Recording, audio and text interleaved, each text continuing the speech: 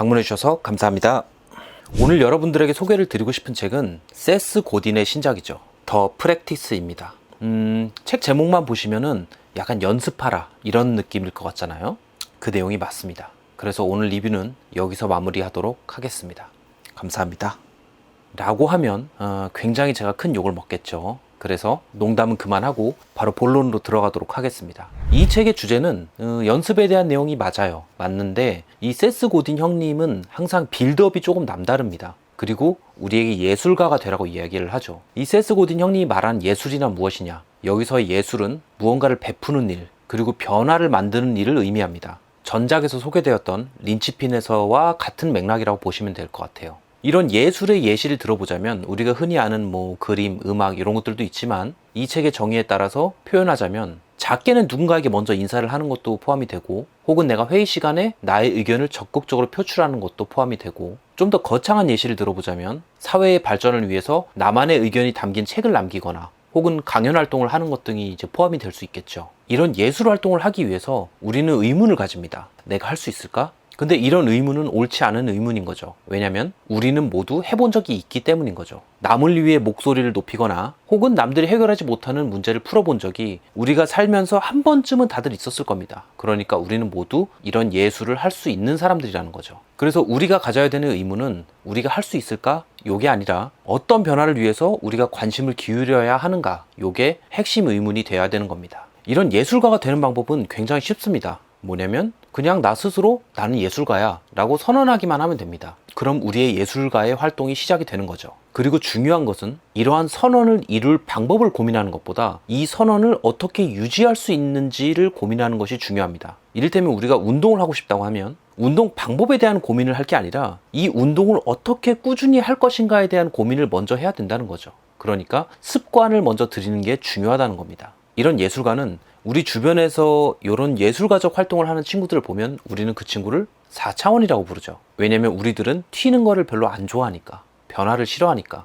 회사에서 갑자기 상사의 논리에 반박하는 후배, 혹은 정해진 교육제도를 벗어나서 퇴학해서 자기 길을 간다는 사람, 그런 사람들을 볼 때 우리는 특이한 사람 혹은 이상한 사람으로 취급하기 쉽잖아요. 하지만 예술가들의 이런 특성들은 사실 고유함입니다. 이런 고유함들은 창의성하고 연관이 되죠. 그러니까 무슨 말이냐면 이 세상에 꼭 필요한 사람들이라는 얘기죠. 사실 이 예술가들은 편안하진 않습니다. 남들하고 다른 뭔가 변화를 시도하기 때문에 항상 좀 긴장 상태에 있고, 그리고 주변의 저항들이 좀 거셀 경우에 지치거나 좌절할 수도 있고, 그리고 내가 시도한 변화가 실패할 수도 있죠. 이때 필요한 게 뭐냐? 이때 필요한 게 바로 존버 정신인 거죠. 그리고 이런 존버 정신을 가지기 위한 방법은 딱 하나, 그게 바로 요 프랙티스입니다. 프랙티스. 그러니까 꾸준한 연습과 지속만이 살 길이라는 거죠. 열쇠 수리공이 잠긴 자물쇠를 마스터키를 가지고 하나하나 열어보듯이, 그리고 보디빌더가 매일 헬스장에 출근해가지고 운동하듯이 그저 꾸준히, 그런 연습과 반복들은 굉장히 지루하지만 나한테 피드백을 주고 언젠가는 결과를 내죠. 이런 예술가적인 활동들이 힘들지만 가치가 있는 이유가 뭐냐면 누군가에게 도움이 되기 때문인 거죠. 내 주변에 있는 누군가에게 영감을 주거나 혹은 열정을 주거나 어쨌든 간에 긍정적인 영향을 준다는 거죠. 그래서 혹시나 실패하더라도 우리가 시도해보고 지속해볼 가치는 충분히 있는 거죠. 이런 예술가에 대해서 우리가 흔히 가지는 착각 중에 가장 큰 게 바로 재능입니다. 재능. 하지만 이 책에서는 이야기를 합니다. 정말 중요한 거는 재능이 아니라 스킬과 태도라고 이야기를 합니다. 재능은 별로 중요하지 않다 이거예요. 누군가가 창의적이라서 작품을 만든 게 아니라 작품을 만들었기 때문에 창의적인 사람이 된다는 거죠. 여기까지의 내용들은 예술가가 되는 방법, 그리고 예술가를 유지하는 방법에 대한 내용들입니다.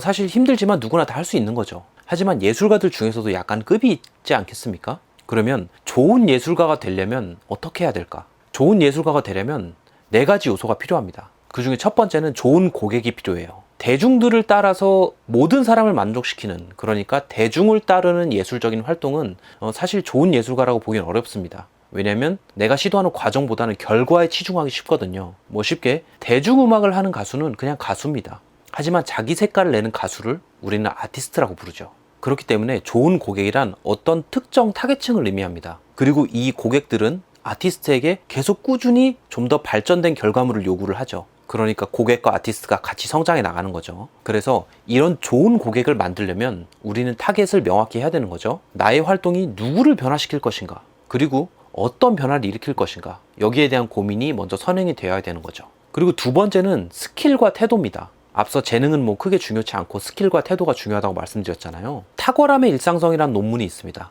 그 논문에서 어떤 교수가 수영 선수들을 두고 탁월한 수영 선수와 그저 그런 수영 선수들을 분류를 해서 연구를 해본 거예요. 어떤 차이가 있는 것이냐를 봤더니, 재능은 똑같은 수영 선수 두 명이 왜 실력의 편차가 발생하느냐를 봤더니 두 가지 요소가 있었다는 겁니다. 하나는 스킬, 뭐 수영하는 모션이라든지 동작들이 달랐다라는 게 첫 번째고, 그리고 두 번째는 태도입니다. 수영에 임하는 태도, 훈련에 임하는 태도, 요게 달랐다는 거죠. 자, 스킬은 내가 갈고 닦으면 되죠.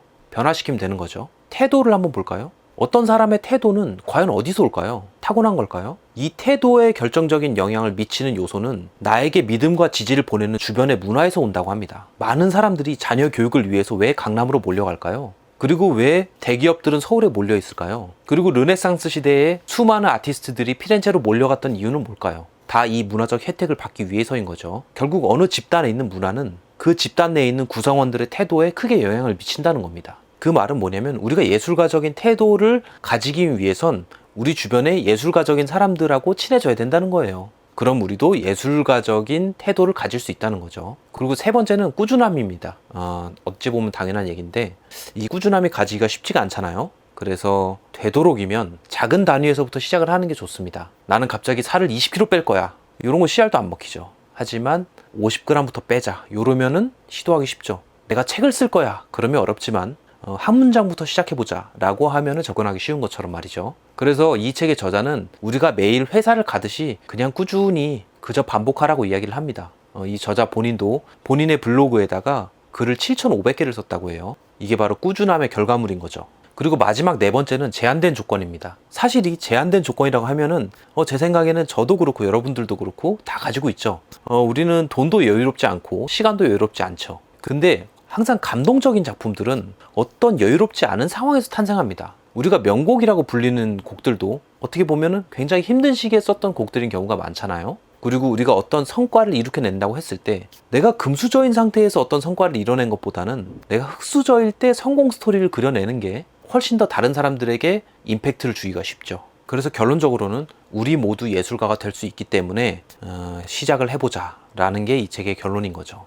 이 책을 읽고 난 저의 느낀 점을 말씀드리면, 저는 개인적으로 이런 책들을 좋아해요. 약간 빌드업을 좀 많이 쌓아가지고 뭔가 감동을 팍팍 터뜨리려는 이런 책들을 좋아하기 때문에 저는 개인적으로 많이 감명 깊게 읽었습니다. 특히나 우리에게 중요한 거는 문제 해결 방법이 아니라 꾸준함을 유지하는 것이 중요하다라는 내용하고요. 태도는 스킬이고 이것은 주변의 문화의 영향을 크게 받는다라는 내용이 좀 많이 와닿더라고요. 작년에 제가 그 회사에서 그 행복을 찾아서라는 그런 발표를 했을 때, 사실 많은 사람들이 도대체 무슨 의도로 저런 걸 하느냐, 이상한 짓을 하는 거 아니냐라는 의문을 표했지만, 저는 꿋꿋했던 게 뭐냐면, 제 주변에 있는 저와 친한 사람들은 그 활동에 대해서 응원을 해주는 사람들이 많았어요. 그렇게 지지를 보내는 사람들이 많았기 때문에 제가 힘을 얻고 그 저항에 부딪혀서 좌절하지 않았던 거죠. 그래서 그때 그 활동을 했던 게 린치핀이라는 책을 읽고 그걸 했었는데, 올해는 또 같은 저자의 또 새로운 책을 읽고 나니까 올해도 또 새로운 이상한 짓을 좀 해봐야겠다라는 생각이 좀 들었고요.